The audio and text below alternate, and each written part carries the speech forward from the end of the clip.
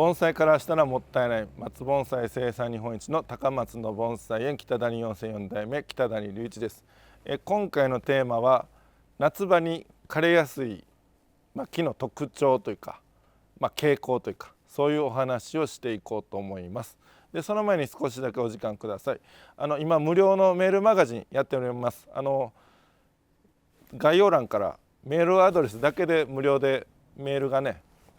届きます。でそのメールの内容は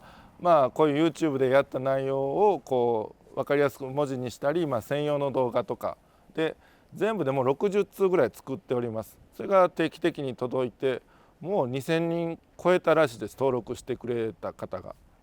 なんで皆さんもそちらでまた YouTube とメールとで両方で勉強してみてもらったらなと思います。では本題に戻ります。夏場にね枯れる木の傾向、もう大体もうこれは結構危ないなっていうのがここ何年かね考えてきて、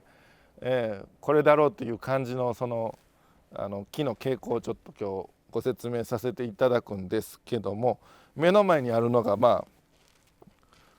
これはもう完全 100% 枯れてます。こっちはね、これはちょっと緑の部分ありますけど多分もう戻らないかなと。戻る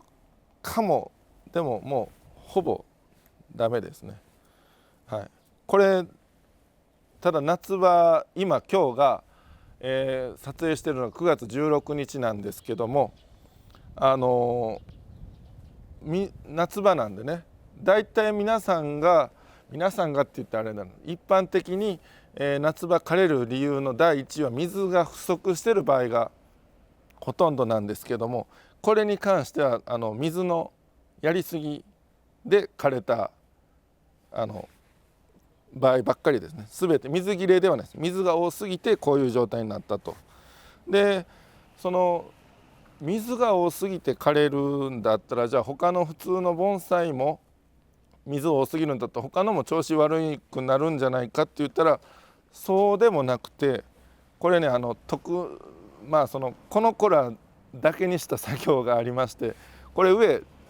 ビューンともっと長くね大きい、枝というか幹というか上に芽がついてたんですね。それを芽切りのタイミングで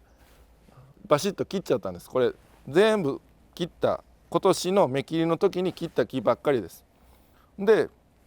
この木の栄養の多分かなりの大半をねこの上が吸い上げてたんだろうと思いますけども、それを芽切りの6月7月あたりですねタイミングで切ったばっかりに、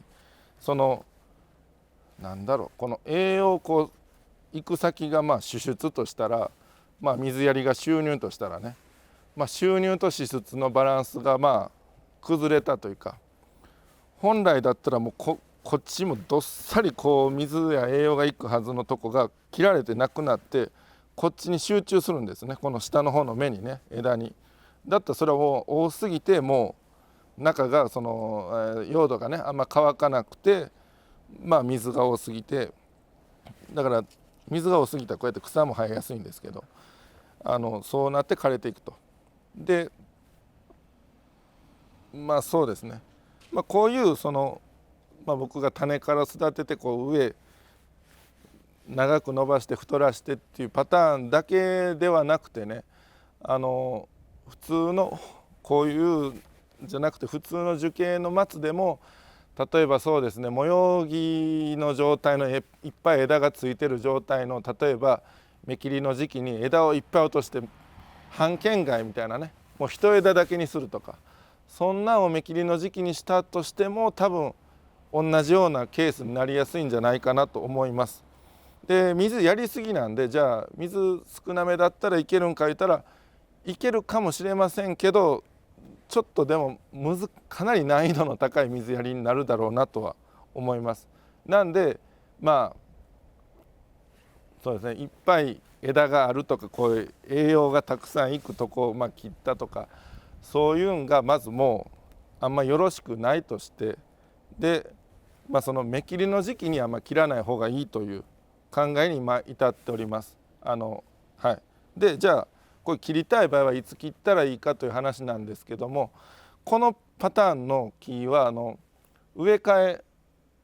ちょっとこの間やったのが4月ぐらいに植え替えたんです。こういう、もうちょっと成熟した子ですけど、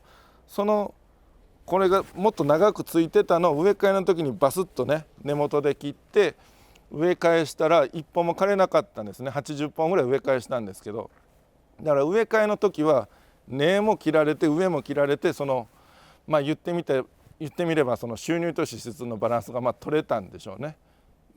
うち今年それも試しでやったんですけど全部うまくいったんで、とりあえずそっちは合ってるだろうと、考え方としては。なんで思いっきり切りたい場合は植え替えのタイミングで切るというのが一つで、植え替えできん場合もあるので、そういう場合は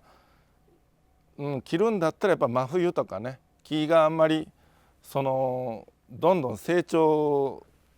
期じゃない、冬とかに切った方がいいのかなと、思いっきり切るんだったら。なんで最後まとめますと、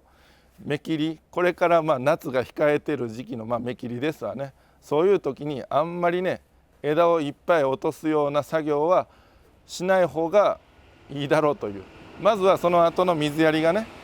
多すぎ運を切ってしもたら、水やりで調整運もあるんでしょうけど、まずはあんまりまず芽切りの時期にいっぱい枝切らないっていうのをやった方がええんじゃないかなと。どうせ切るんだったら他の時期にという、それは植え替えの時であったり冬であったりと、そんな感じで考えてもらえたらなと思います。今回は以上です。盆栽からしたらもったいない北谷4004代目北谷隆一でした。チャンネル登録、高評価、メールマガジンもよろしくお願いします。